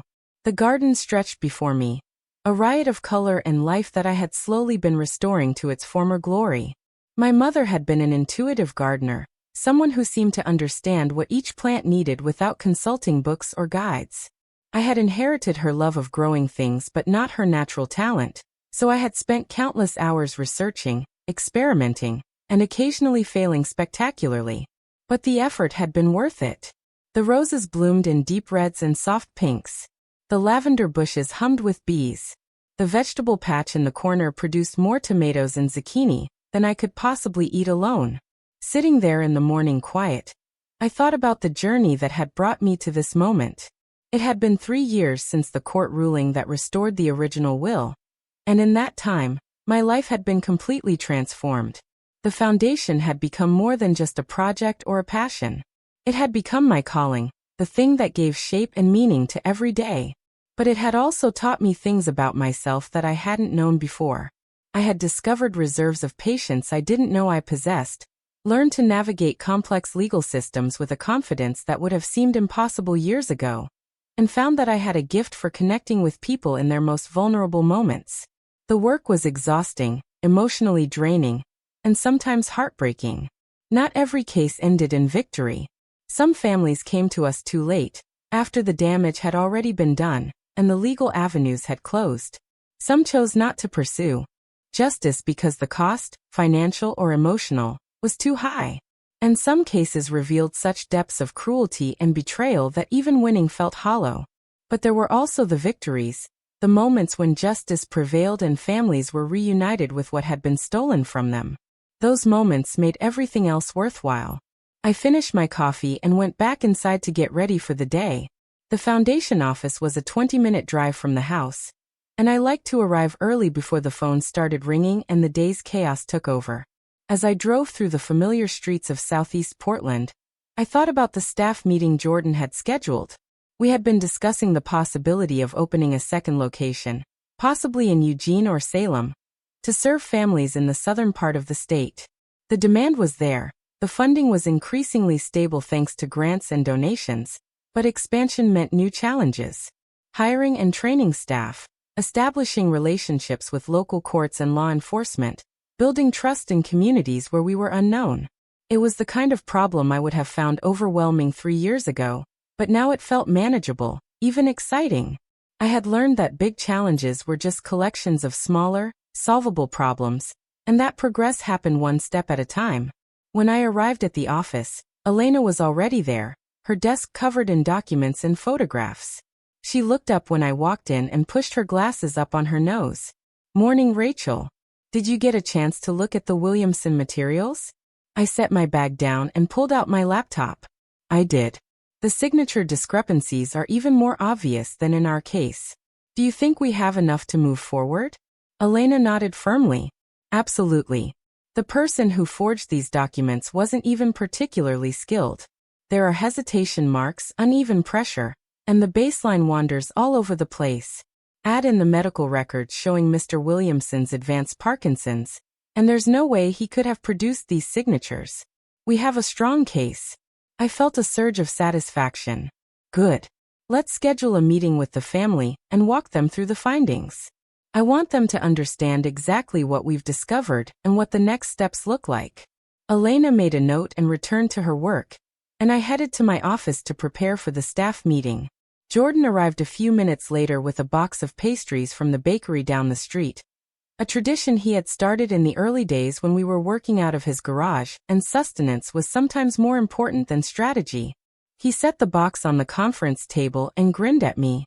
"Fuel for the brain," he announced. "We've got a lot to cover today." The meeting lasted 2 hours and covered everything from case updates to budget projections to the logistics of potential expansion.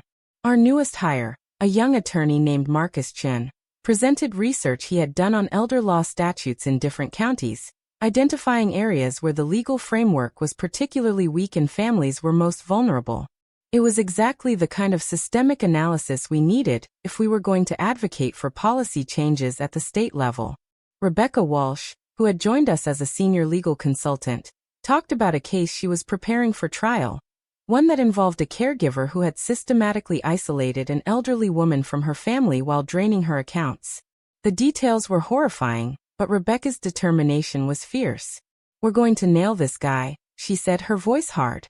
"He's done this before to at least 3 other clients, and he keeps getting away with it because families don't know how to fight back.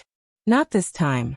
The meeting ended with a discussion about the Eugene expansion, and we agreed to move forward with a feasibility study and preliminary outreach to potential partners in that area. After everyone dispersed, Jordan lingered in the conference room, helping me clean up the remains of the pastries and coffee cups. "You seem happy," he observed, watching me with the kind of attention that came from years of friendship. I paused, considering the statement. "I am," I said slowly. "I mean, the work is hard and sometimes it breaks my heart, but yes, I'm happy. I feel like I'm doing what I'm supposed to be doing, you know? Like all the terrible things that happened led me to exactly where I need to be." Jordan smiled. "That's called purpose, Rachel. And it looks good on you." That afternoon, I had a meeting scheduled with a potential client, a woman named Patricia Nguyen whose father had recently passed away, leaving behind a will that Patricia suspected had been altered by her stepmother. Patricia arrived at the office precisely on time. A slim woman in her 40s with dark hair pulled back in a tight bun, and eyes that looked like they hadn't seen enough sleep in weeks. She sat across from me in the consultation room, clutching a folder of documents so tightly her knuckles were white. "Thank you for seeing me," she said, her voice barely above a whisper. I didn't know where else to turn. I leaned forward, keeping my voice gentle and my demeanor calm. "You're in the right place. Why don't you start by telling me what happened?" Patricia took a shaky breath and began. Her father had remarried 5 years ago after her mother's death, and the new wife, Linda, had seemed pleasant enough at first. But as her father's health declined, Linda had become increasingly controlling, limiting Patricia's access to him, and making decisions without consulting the family. When her father died 2 months ago, The will reading revealed that everything had been left to Linda, with nothing for Patricia or her brother except a few pieces of furniture. That doesn't sound like my father, Patricia said, tears welling in her eyes. He always told us the house would be ours, that he wanted to make sure we were taken care of. But according to this will, he changed his mind completely just 6 months before he died, right when he was at his sickest. I know Linda did something. I just can't prove it. I reviewed the documents she had brought, noting the date of the will, the names of the witnesses, and the language used. It was familiar territory, the same patterns I had seen in my own case and in dozens of others since. Do you have any earlier wills or estate documents? I asked. Anything that would show what your father's original intentions were? Patricia shook her head. Linda claimed she threw everything out after the new will was created. She said there was no point keeping old documents. But I know my father kept meticulous records. He wouldn't have just discarded everything. I made notes as she spoke, already forming a mental checklist of what we would need to investigate. We'll need to request medical records to establish your father's mental capacity at the time the will was signed. We'll want to interview the witnesses who supposedly saw him sign it. And we'll need a forensic document examiner to analyze the signature and determine if it's genuine. All of that takes time and resources, but if your father was coerced or if the will is fraudulent, we can fight it. Patricia's expression shifted from despair to something like hope. How much will this cost? I've been calling lawyers for weeks and everyone wants thousands of dollars up front. I can't afford that. This is exactly why we started the foundation, I said. We work on a sliding scale based on your ability to pay. And in cases where families genuinely can't afford representation, we take them on pro bono. Our goal isn't to make money. It's to make sure families like yours get justice. Patricia started to cry then. Not the quiet tears she had been holding back, but deep, shaking sobs of relief. Thank you, she managed to say between breaths. Thank you so much. After she left, I sat in the consultation room for a while, feeling the weight of her story settle over me. Every case was different in its details, but the core was always the same. Someone vulnerable had been exploited. A family had been torn apart by greed. And the legal system, which should have protected them, had instead become another obstacle. That was what the foundation existed to change. And every time someone like Patricia walked through our doors, I was reminded of why I couldn't stop, why I wouldn't stop, no matter how exhausting the work became. That evening, I drove out to Pine Ridge Memory Care Facility, something I did once a month to check in with Carolyn and the other staff members who had helped me during my mother's time there. Carolyn had become a friend over the years, someone who understood the unique grief that came from watching a loved one fade slowly, while trying to protect them from predators who saw their vulnerability as an opportunity. She met me in the lobby with a warm hug, and led me to the staff break room where we could talk privately. "How's the foundation doing?" she asked, pouring us both cups of terrible break room coffee that we drank anyway out of habit. "Growing faster than we can keep up with," I admitted. "We're looking at opening a second location, which is exciting but also terrifying. Every time I think we've reached a sustainable pace, 10 more families call needing help." Carolyn nodded knowingly. "That's because you're filling a need that nobody else is addressing. Most families have no idea how to navigate elder abuse situations. They're scared, overwhelmed, and they don't know who to trust. You're giving them a lifeline." We talked for a while about specific cases, about systemic issues we were seeing, about the need for better training for care facility staff to recognize and report financial exploitation. Carolyn mentioned that she had been thinking about developing a training program specifically for memory care facilities, something that would teach staff how to identify warning signs and intervene appropriately. "I love that idea," I said immediately.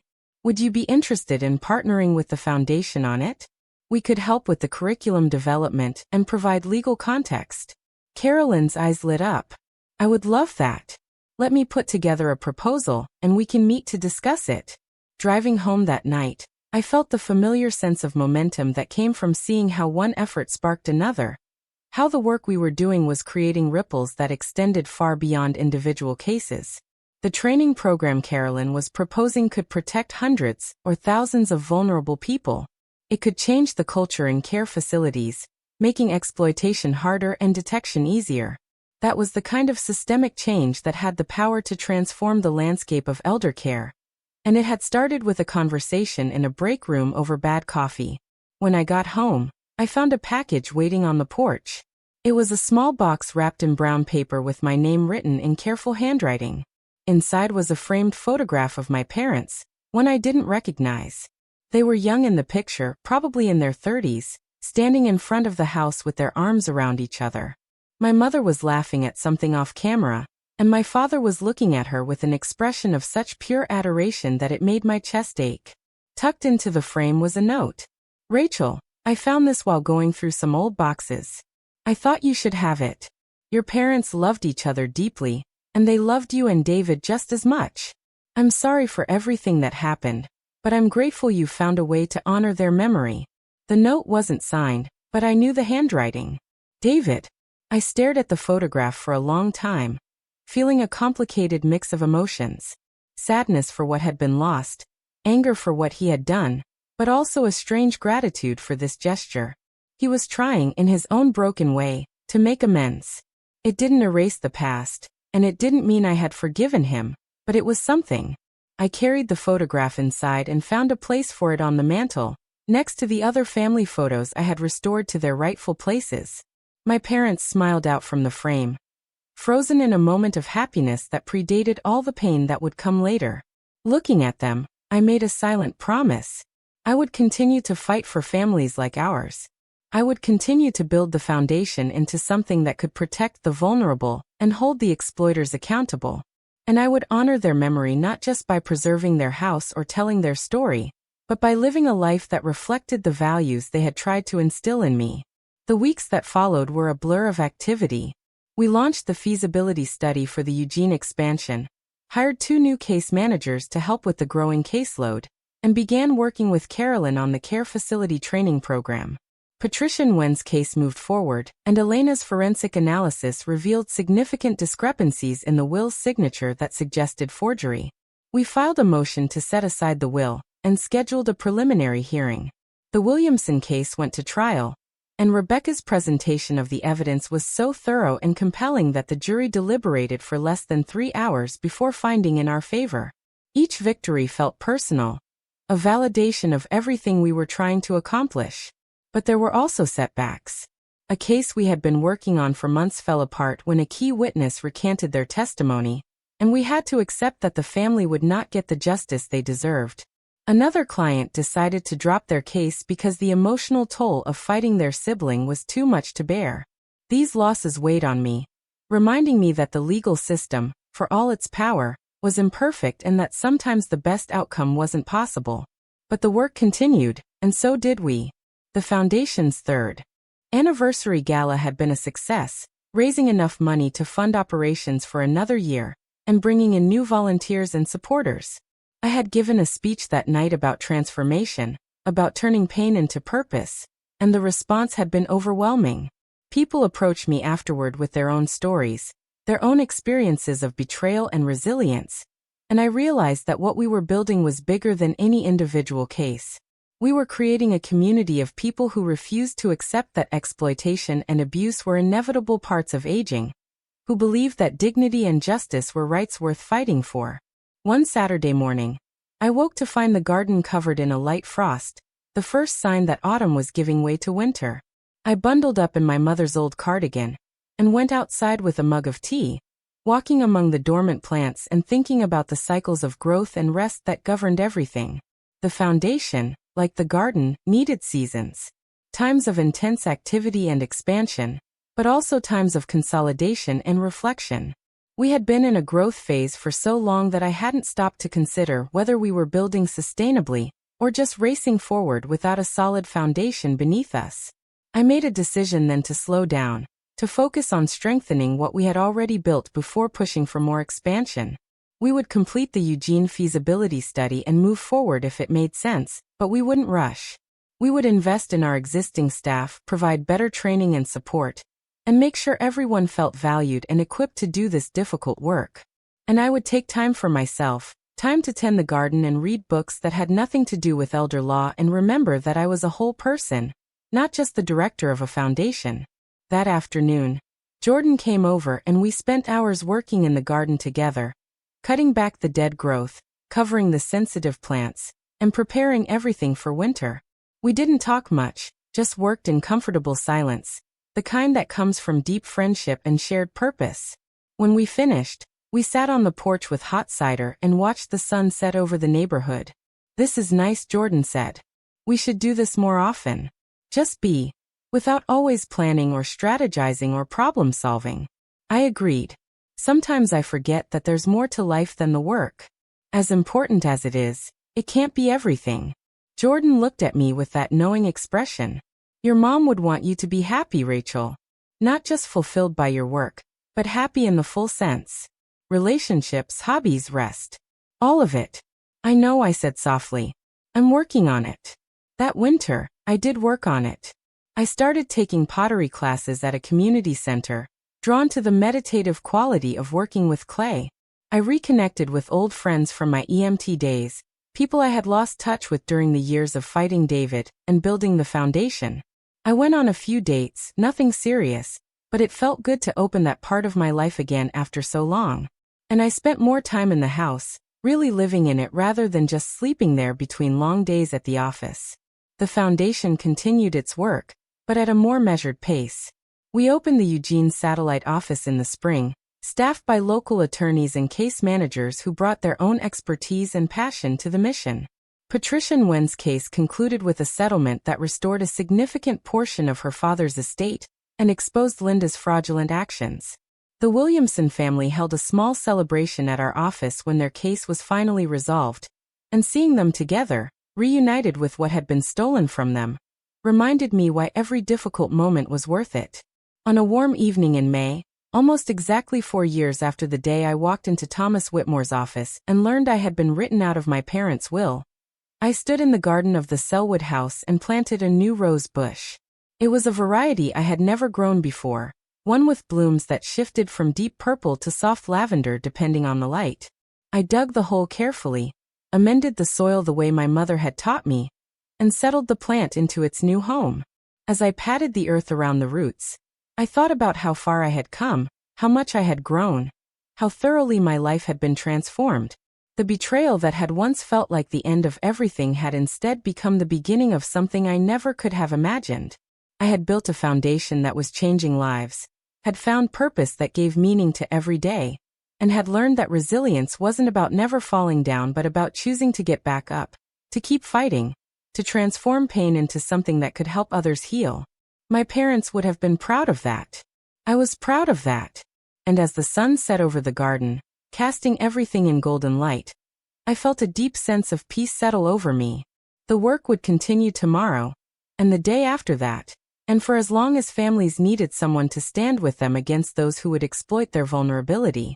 But tonight, I let myself simply be present in this moment, in this garden, in this house that had been saved and restored and filled with purpose. Tonight, I honored my parents by living fully, by choosing joy alongside justice, by remembering that the best way to fight darkness was not just to expose it, but to create light. And that light, I knew, would continue to grow and spread, touching lives I would never meet, creating ripples that would extend far beyond anything I could see or measure. That was the true legacy, the one worth more than any inheritance.